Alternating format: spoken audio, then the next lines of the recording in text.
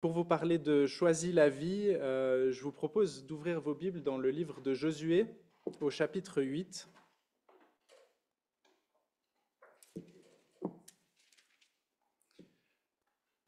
Dans Josué au chapitre 8. Alors pourquoi Josué? J'ai pu faire une étude suivie du livre de Josué à Renan. Et ce texte de Josué 8 m'a particulièrement parlé. Euh, il m'a travaillé et il y a eu beaucoup d'éléments où j'ai été surpris de voir à quel point on peut passer sur un texte 5 versets et puis sans creuser se dire ah ok j'ai compris, mais en fait Dieu donne quelque chose de beaucoup plus profond et de beaucoup plus large que ce qu'on peut imaginer au premier abord. Je vous propose simplement de lire le texte et ensuite on pourra approcher ce texte avec depuis 4 angles. Le premier angle, ce sera un angle selon le Deutéronome, parce que c'est un texte qui nous parle, c'est un texte qui présente une cérémonie demandée par Moïse dans le Deutéronome. Ensuite, on pourra parler d'une perspective qui est chronologique. Où est-ce que ça se place dans le livre de Josué? On pourra parler de la géographie, de la topologie des lieux. C'est très intéressant. Il y a une symbolique très forte qui nous est laissée. Et puis, il y a toute cette perspective peut-être plus cérémonielle. Quels sont les éléments que Dieu demande au peuple d'Israël de mettre en place, de faire? Et puis, forcément, après, il y a toujours une partie d'application. Comment est-ce qu'on peut s'approprier ces choses aujourd'hui et pas simplement les lire? Donc, Josué 8, les versets 30 à 35. Alors Josué construisit un autel en l'honneur de l'Éternel, le Dieu d'Israël, sur le mont Ébal, comme Moïse, le serviteur de l'Éternel, l'avait ordonné aux Israélites. Il le construisit en respectant ce qui est écrit dans le livre de la loi de Moïse. C'était un autel de pierre brute, qu'on ne travailla pas avec le fer.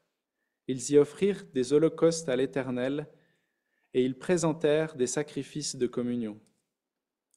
Là, Josué écrivit sur les pierres une copie de la loi que Moïse avait écrite devant les Israélites. Tout Israël, avec ses anciens, ses officiers et ses juges, se tenait aux côtés de l'arche. Devant les prêtres, les Lévites, qui portaient l'arche de l'alliance de l'Éternel, les étrangers comme les Israélites de naissance étaient là, une moitié du côté du mont Garizim, l'autre moitié du côté du mont Ébal, conformément à l'ordre qu'avait précédemment donné Moïse, le serviteur de l'Éternel, pour bénir le peuple d'Israël. Josué lut ensuite toutes les paroles de la loi, les bénédictions et les malédictions, suivant ce qui est écrit dans le livre de la loi. Il lut la totalité de ce que Moïse avait prescrit devant toute l'assemblée d'Israël, avec les femmes et les enfants, ainsi que les étrangers qui vivaient au milieu d'eux. Alors, que nous dit ce texte? On voit qu'il y a une préparation qui est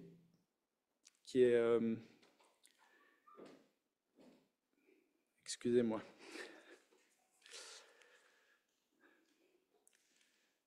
Une préparation qui est ordonnée, qui est suivie. On a au centre de ce passage,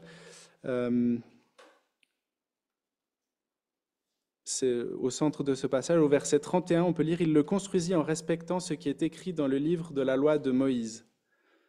Et dans le Deutéronome, on a cette demande de la part de Moïse de construire cet autel, de lire cette loi sur le mont Ébal, sur le mont Garizim. Et je vous propose de prendre le livre du Deutéronome dans un aspect global. Du premier chapitre au dernier chapitre, Dieu va préparer en fait l'avenir du peuple d'Israël. Premièrement, il va les préparer en leur faisant des rappels. Il va préparer l'avenir du peuple d'Israël à la lumière de leur passé, à la lumière de tout ce qu'ils ont pu vivre, dans le désert notamment. Il va aussi leur parler de la première partie de la conquête, puisqu'avec Moïse, ils auront pris tout l'est. Pour vous, c'est ce... vais me retrouver sur la carte ici. Je suis un petit peu fatigué, j'avais un mariage hier. Alors, voilà, donc c'est le côté droit, l'Est. Et, et après ces rappels, il va préparer l'avenir du peuple d'Israël en faisant renouveler l'alliance au peuple. Ça, c'est la partie centrale, avec ensuite la préparation du peuple d'Israël avec Josué, un nouveau chef à la tête du peuple. Ce qui est intéressant, c'est qu'à la fin de la section qui parle du passé, qui rappelle les ordonnances, qui rappelle aussi en partie la loi, il y a une première mention de cette cérémonie au chapitre 11, à la fin du chapitre 11 du Deutéronome.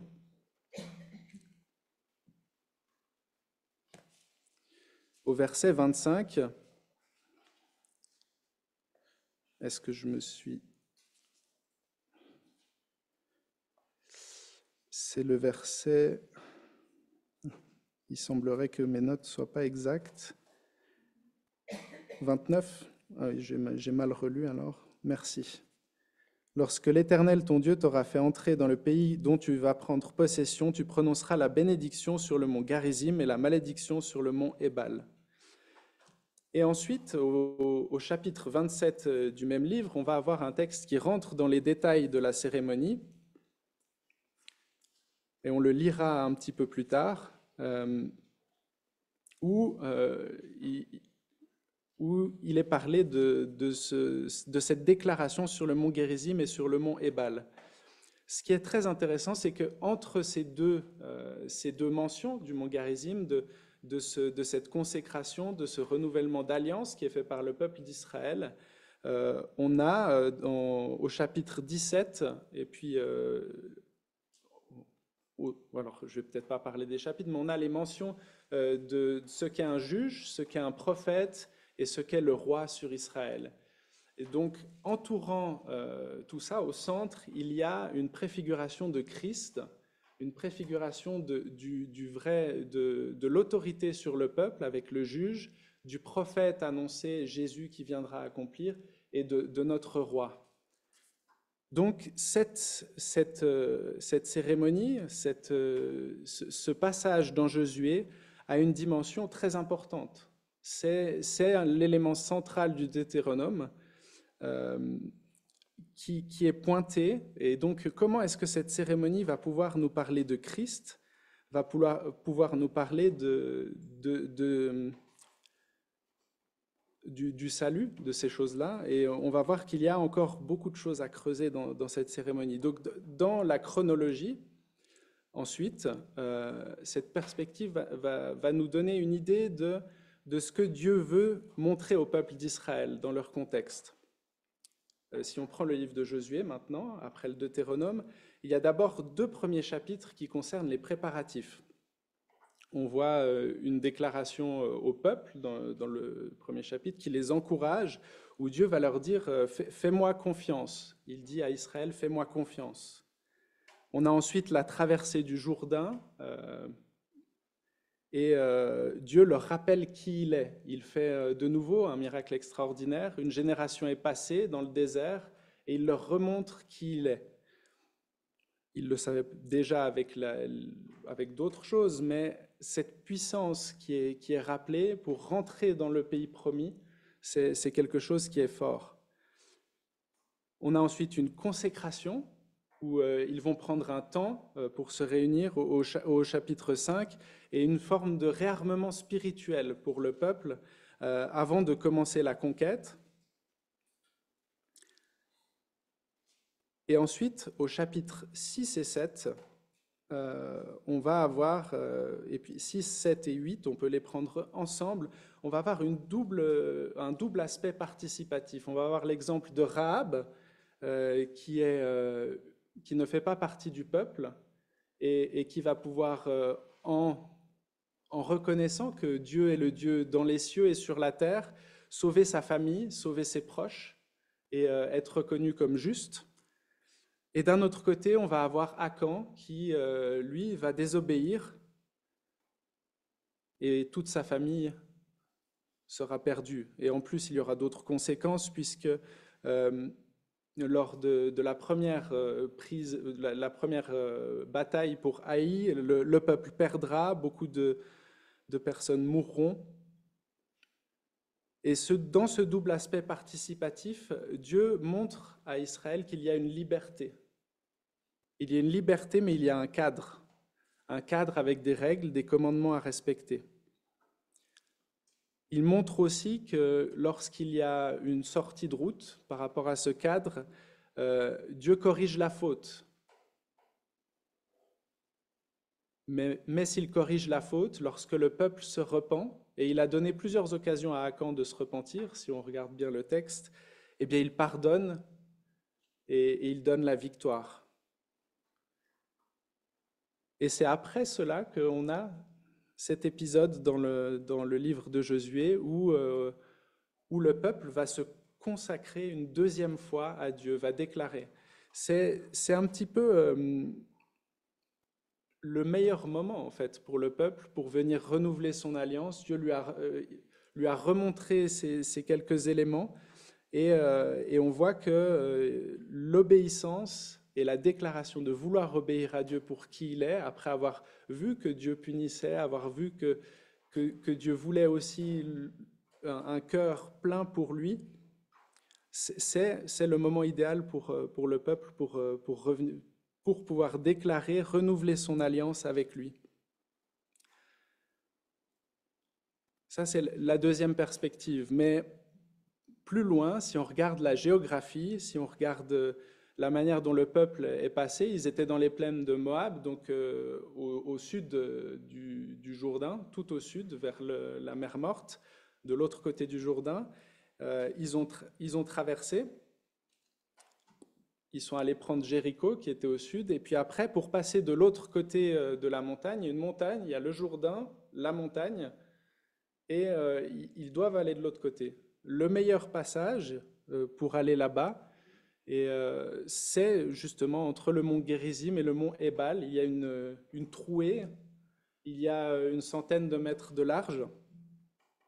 On voit d'ailleurs lorsque Gédéon vient depuis l'autre côté dans les Juges et qu'il passe pour aller à l'est, il passe aussi par là, par la ville de Sichem, qui est juste à côté. Donc c'est un passage obligé. Et il y a une symbolique derrière ça, une symbolique avec des déclarations de bénédiction, de malédiction. Dans le Deutéronome, on voit aussi de vie et de mort. Un passage obligé avec des choix, choisir la vie, choisir la mort. D'où cette question de choisir la vie. Mais il n'y a pas que ça. Est-ce que vous savez que le mont Ébal, qui est le mont sur lequel les malédictions vont être prononcées, est le mont le plus haut de la chaîne de montagnes, 935 mètres, et droit derrière lui, Garizim, 881. Le mal et le bien, si on prend ces symboles que Dieu donne par ces montagnes, le bien et le mal, et on voit que le mal est plus grand que le bien. Mais Dieu fait bien les choses. Un autel est bâti sur le mont Ébal, et on y reviendra dans la perspective qui est plus liée à la cérémonie elle-même. C'est les deux plus hauts monts de la chaîne, mais il y a encore autre chose. Sur le mont Gérizim, où les bénédictions vont être prononcées, on peut voir qu'il y a de la verdure. Il y a des cultures, il y a de la nourriture qui est produite. Sur le mont Ébal, la sécheresse. C'est désert. La vie, le bien, les bénédictions d'un côté, et la mort, le mal, les malédictions, des monts qui sont vus depuis loin, que le peuple voyait déjà quand il faisait la conquête de l'Est. Un bon rappel. Mais il y a encore quelque chose. C'est un lieu parfait. Je ne sais pas si vous vous rappelez au week-end du jeûne, non, vous n'étiez pas là. Quand Jonathan est descendu il y a 2 ans, il parlait aussi de Josué et du combat spirituel. Et alors, je sais pas, je pense que c'est plutôt à la Bessonne qui nous avait montré ça. Vous pouvez essayer avec Google Earth, on peut se mettre et puis aller voir donc précisément dans ces endroits où on est. On peut voir les montagnes et en fait, il y a un amphithéâtre naturel là-bas. Ça veut dire que les monts sont mis de telle manière que c'est le lieu parfait pour une cérémonie. C'est là que Dieu demande à l'avance au peuple d'aller, alors qu'ils n'y sont pas allés. On a aussi dans Juge 9, Gédéon de nouveau qui va parler depuis le haut du sommet. Je ne sais pas si vous vous rappelez cet épisode, il parle à la ville de Sichem, et en fait il est 200 mètres plus haut, et puis il a le temps de partir sans se faire attraper. Il peut le faire parce que c'est un amphithéâtre naturel, un lieu approprié, un lieu désigné par Dieu pour cette cérémonie, avec une symbolique très forte. Alors derrière cette symbolique, on va pouvoir lire ce qui est demandé dans le texte du Deutéronome au chapitre 27.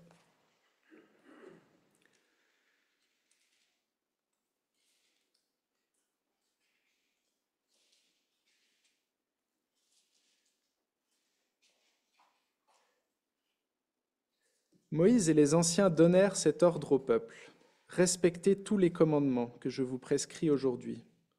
Une fois passé le Jourdain pour entrer dans le pays que l'Éternel, ton Dieu, te donne, tu dresseras de grandes pierres que tu enduiras de chaux. Tu y écriras toutes les paroles de cette loi que tu as passé, de cette loi lorsque tu auras passé le Jourdain pour entrer dans le pays que l'Éternel, ton Dieu, te donne, un pays où coule le lait et le miel, comme te l'a dit l'Éternel, le Dieu de tes ancêtres. Lorsque vous aurez passé le Jourdain, vous dresserez les pierres à propos desquelles je vous donne aujourd'hui des ordres sur le mont Ébal, et tu les enduiras de chaux. Là, tu construiras un autel à l'Éternel ton Dieu. Ce sera un autel en pierre que tu ne travailleras pas avec le fer. C'est avec des pierres brutes que tu construiras l'autel de l'Éternel ton Dieu. Tu y offriras des holocaustes à l'Éternel ton Dieu, tu offriras aussi des sacrifices de communion, et tu mangeras et te réjouiras là devant l'Éternel ton Dieu. Tu écriras sur ces pierres toutes les paroles de cette loi en les gravant bien nettement. Moïse et les prêtres, les Lévites, dirent à l'ensemble d'Israël, « Israël, sois attentif et écoute. Aujourd'hui, tu es devenu le peuple de l'Éternel ton Dieu. Tu obéiras à l'Éternel ton Dieu et tu mettras en pratique ses commandements et ses prescriptions que je te donne aujourd'hui. » On lira la suite après. Mais là, on voit un autel qui est construit en pierre brute, des matériaux qui ne sont pas façonnés par l'homme, un autel qui symbolise notre incapacité, en fait, à nous-mêmes nous sortir de ce mal, nous sortir dans notre passage obligé de la vie, entre nos choix, le bien, le mal, lorsqu'on chute, et le mal est plus haut que le bien, on le sait bien, eh bien, il y a un autel dont nous ne sommes pas capables de faire quelque chose, qui symbolise Christ qui vient pour nous sauver, Christ qui vient pour pardonner nos péchés. Et c'est ce choix de vie qui est mis devant le peuple d'Israël à quelque part. Après cet autel, il nous est dit, le même jour, Moïse donna cet ordre au peuple. Lorsque vous aurez passé le Jourdain, Siméon, Lévi, Juda, Issachar, Joseph et Benjamin se tiendront sur le mont Garizim pour bénir le peuple, tandis que Ruben, Gad, Aser, Zabulon, Dan et Nephtali se tiendront sur le mont Ébal pour prononcer les malédictions. Les Lévites prendront la parole, ils diront d'une voix haute à tout Israël, « Maudit soit l'homme qui fait une sculpture sacrée ou une idole en métal fondu en horreur aux yeux de l'Éternel, œuvre des mains d'un artisan, et qui la place dans un endroit secret. » Et tout le peuple répondra « Amen. » Maudit soit celui qui méprise son père et sa mère, et tout le peuple dira « Amen. » Maudit soit celui qui déplace les bornes de son prochain, et le peuple dira « Amen. » Maudit celui qui fait régner un aveugle, égaré, un aveugle dans le chemin, et tout le peuple dira Amen. Maudit, maudit, maudit, maudit, maudit et maudit. Les malédictions sont prononcées.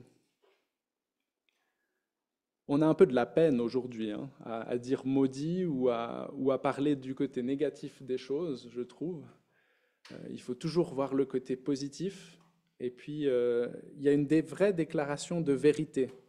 Il y a un contexte aussi d'alliance, de consécration, où on va reconnaître, on reconnaît ce qu'on veut faire, mais on reconnaît aussi ce qui arrivera si on ne le fait pas. Mais c'est intéressant parce qu'on verra après dans les applications que Dieu fait bien les choses, encore une fois, et sur un autre mont, il donne d'autres paroles concernant ce qu'il y a à faire et ne pas faire. L'élément suivant, c'est peut-être que je l'ai oublié, je l'ai sauté, c'est la lecture de toute la loi qui est faite devant le peuple. Toute la loi est lue, la loi est réécrite. Il y a vraiment une idée de garder les commandements, de s'approprier les commandements et de vouloir les vivre. C'est une très belle cérémonie. Moi, j'aimerais presque y avoir participé, enfin, avoir été là-bas pour pouvoir les entendre, pour pouvoir voir cette envie de suivre le Dieu qui a fait tous ces miracles, qui les a précédés dans la bataille, qui a détruit les murailles de Jéricho, qui a ouvert le Jourdain, ou plutôt qui a asséché l'eau du Jourdain.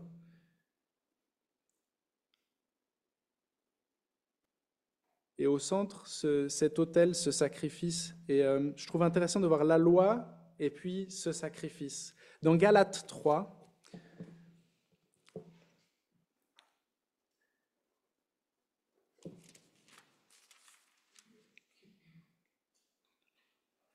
au verset 23 et 24, on peut lire « Avant que la foi vienne, nous étions prisonniers sous la garde de la loi, en vue de la foi qui devait être révélée.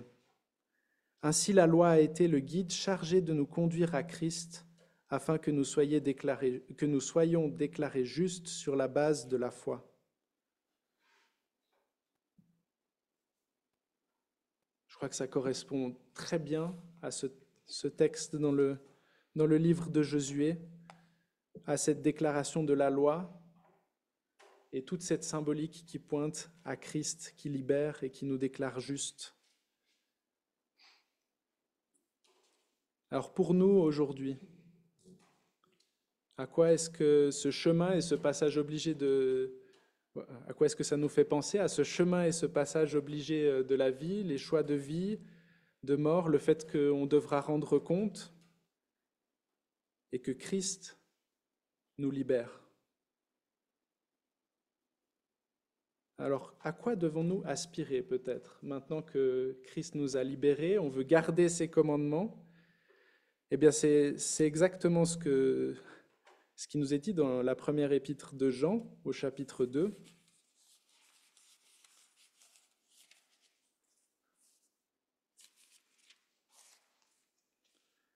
Et je lirai le verset 3, 5 et 6. « Si nous gardons les commandements de Christ, nous savons par là que nous l'avons connu. Mais l'amour de Dieu est vraiment parfait en celui qui garde sa parole. C'est à cela que nous reconnaissons que nous sommes en lui. Celui qui affirme demeurer en Christ doit aussi vivre comme il a lui-même vécu. » Qu'est-ce que la vie éternelle? De le connaître lui, le seul vrai Dieu, nous dit Jean dans Jean 17. Nous voulons le connaître, nous voulons demeurer en lui, et cela passe aussi par garder ses commandements, comme cette cérémonie nous le montre, comme le peuple d'Israël le déclare, on veut garder les commandements. Alors, quel commandement? Aimer Dieu de tout son cœur, de toute son âme, aimer son prochain comme soi-même. Je vous propose d'aller lire ce texte dont j'ai fait mention, cette déclaration sur cet autre mont. C'est le sermon sur la montagne. Alors je vous propose de le prendre dans l'évangile de Luc, au chapitre 6. qui dénotera un peu avec les maudits, maudits et maudits. Et c'est les versets 20 à 38 du chapitre 6. On va peut-être pas tout lire, mais c'est Jésus qui parle. Alors Jésus leva les yeux sur ses disciples et dit, « Heureux, vous qui êtes pauvres, car le royaume de Dieu est à vous. Heureux, vous qui avez faim maintenant, car vous serez rassasiés. Heureux, vous qui pleurez maintenant, car vous rirez. Heureux serez-vous lorsque les hommes vous détesteront, lorsqu'ils vous chasseront, vous insulteront et vous rejetteront comme des êtres infâmes à cause du Fils de l'homme. Réjouissez-vous ce jour-là et sautez de joie, parce que votre récompense sera grande dans le ciel. En effet, c'est de la même manière que leurs ancêtres traitaient les prophètes. Mais malheur à vous, riches. Il y a les deux, hein, heureux ou bénis dans certaines traductions, et malheur. Malheur à vous, riches, car vous avez votre consolation. Malheur à vous qui êtes comblés, car vous aurez faim. Malheur à vous qui riez maintenant, car vous serez dans le deuil et dans les larmes. Malheur lorsque tous les hommes diront du bien de vous, car c'est de la même manière que leurs ancêtres traitaient les prétendus prophètes. Mais je vous dis, à vous qui m'écoutez, aimez vos ennemis, faites du bien à ceux qui vous détestent, bénissez ceux qui vous maudissent, priez pour ceux qui vous maltraitent. Si quelqu'un te frappe sur une joue, présente-lui aussi l'autre. Si quelqu'un prend ton manteau, ne l'empêche pas de prendre encore ta chemise. Donne à toute personne qui t'adresse une demande et ne réclame pas ton bien à celui qui s'en empare. Ce que vous voulez que les hommes fassent pour vous, faites-le de même pour eux. Si vous aimez ceux qui vous aiment, quelle reconnaissance en avez-vous? En effet, les pécheurs aussi aiment ceux qui les aiment. Si vous faites du bien à ceux qui vous font du bien, quelle estime en avez-vous? Les pécheurs aussi agissent de même. Et si vous prêtez à ceux dont vous espérez recevoir en retour, quel gré vous en sait-on? Les pécheurs aussi prêtent aux pécheurs afin de recevoir l'équivalent. Mais aimez vos ennemis, faites du bien et prêtez sans espérer en retour. Votre récompense sera grande et vous serez fils du Très-Haut, car il est bon pour les ingrats et pour les méchants. Soyez donc pleins de compassion, tout comme votre Père est plein de compassion. Dans 1 Jean, on avait déjà cette question de faire comme notre modèle, comme Christ. Et comme Dieu, nous devons aimer nos ennemis, aimer notre prochain. Alors, c'est facile à dire, garder des commandements, comment le faire? Je vous ai parlé tout à l'heure de Gédéon, une mention du mont Gérizim. Il y a une autre mention de ce mont-là, où il y a un autre épisode dont il en est parlé, pas explicitement, et c'est dans l'évangile de Jean au chapitre 4, et c'est là qu'on voit comment mettre ces commandements en pratique, toutes ces choses qu'on a pu lire. Dans Jean 4,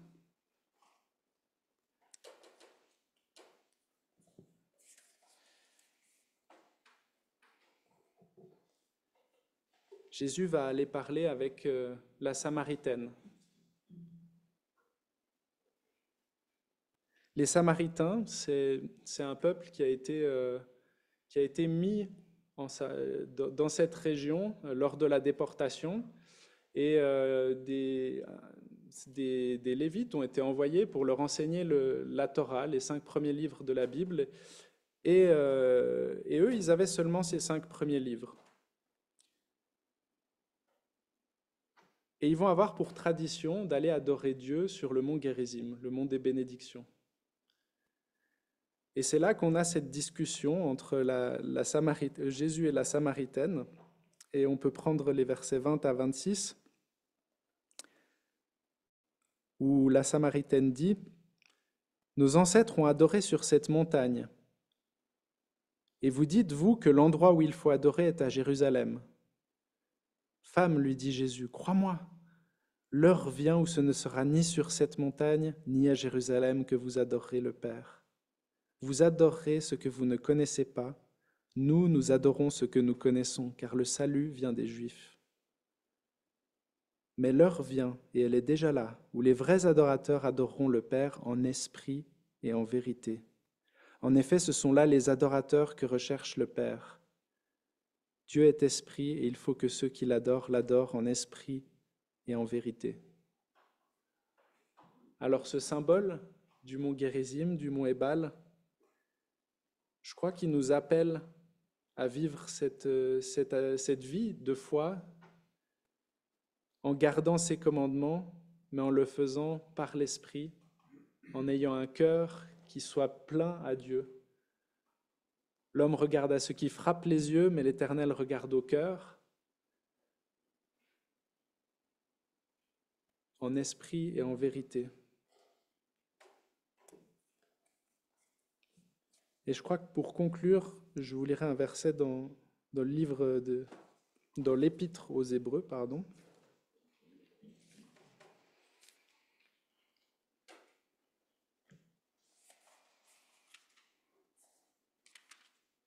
Au chapitre 13.